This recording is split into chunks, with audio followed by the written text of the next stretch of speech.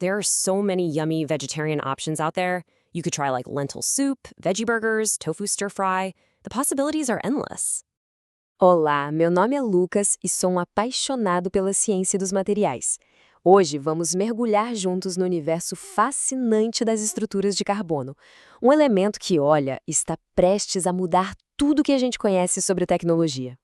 Pode parecer uma pergunta meio maluca, né? O futuro dos computadores? E um lápis? Mas a resposta para isso está num material revolucionário que vem do elemento mais comum da vida. Vamos fundo nessa história para descobrir essa conexão surpreendente. Ok, tudo começa com ele, o carbono. Ele é tipo o verdadeiro camaleão da tabela periódica. É capaz de formar estruturas com propriedades que são totalmente opostas uma da outra. Vamos pensar um pouco. De um lado, temos o diamante, super rígido, transparente, um isolante elétrico perfeito. Do outro, o grafite, aquele da ponta do lápis, macio, escuro e um bom condutor de eletricidade. É o mesmo átomo. A única diferença? A forma como esses átomos de carbono se organizam no espaço. E é justamente essa capacidade de se rearranjar que abre um universo inteiro de possibilidades. Agora, vamos dar um zoom bem grande. Imagine pegar uma única camada de grafite. Essa folha se chama grafeno e tem a espessura de um único átomo. E enrolar essa folha como se fosse um canudinho. O resultado é um nanotubo de carbono. Ele é milhares de vezes mais fino que um fio de cabelo, mas tem uma força inacreditável e propriedades eletrônicas que parecem coisa de ficção científica. Mas é aqui que a mágica de verdade acontece. Porque, veja bem, nem todos os nanotubos são iguais.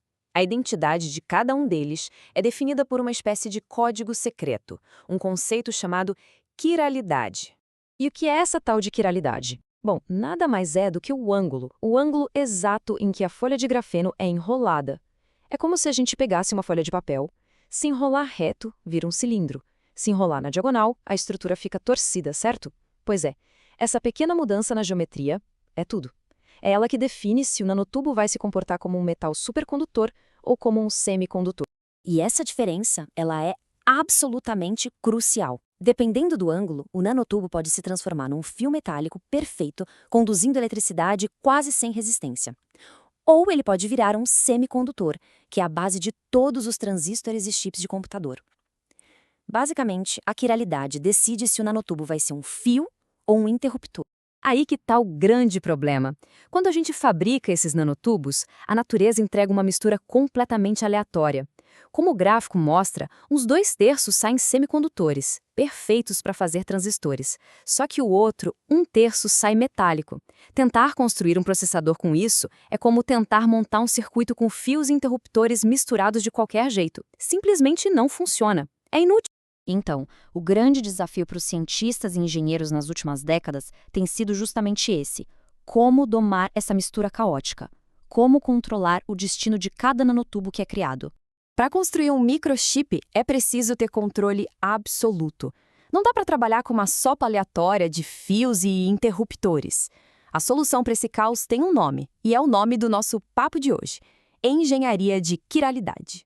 Existem basicamente duas abordagens principais para isso. A primeira é o crescimento controlado. É usar catalisadores que funcionam como moldes, forçando os nanotubos a crescerem já com o ângulo exato que a gente quer. A segunda é a separação. A gente produz a mistura toda e depois usa moléculas especiais, tipo polímeros ou até mesmo DNA, que se ligam só a um tipo de nanotubo. Aí dá para pescar da solução só os que interessam. Depois que a gente consegue dominar essa engenharia, nossa, os resultados são simplesmente espetaculares. Não é exagero falar que estamos diante de uma verdadeira revolução na eletrônica.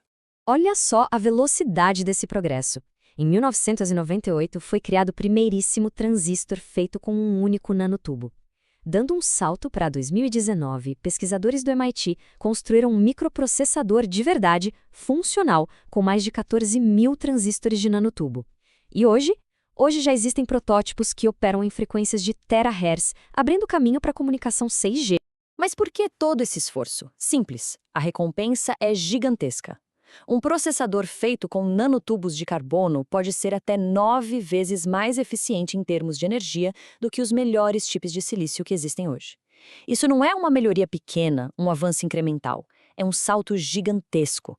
significa computadores muito, muito mais rápidos, consumindo só uma fração da energia.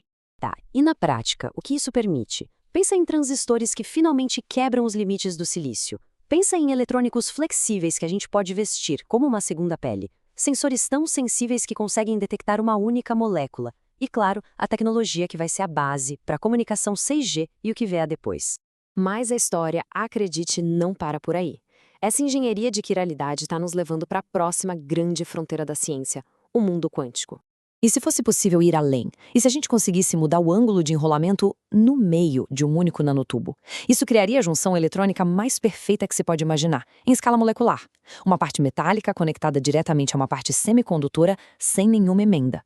É o que se chama de engenharia de quiralidade local. E como as pesquisas mais recentes apontam, essa capacidade de criar junções atômicas perfeitas é exatamente o que abre as portas para dispositivos que funcionam com base em efeitos quânticos, como o tunelamento e a interferência de elétrons. E o ponto crucial é esse aqui. A maioria dos computadores quânticos de hoje precisa de temperaturas pertinho do zero absoluto para funcionar. Mas, por causa do tamanho minúsculo dessas junções nos nanotubos, os efeitos quânticos são tão fortes, tão pronunciados, que eles podem ser observados em temperatura ambiente. Isso muda completamente o jogo. O que nos leva a uma última pergunta, para a gente refletir.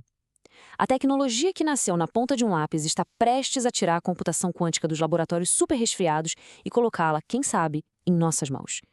A questão não é mais se essa revolução vai acontecer, mas sim, estamos prontos para quando ela chegar?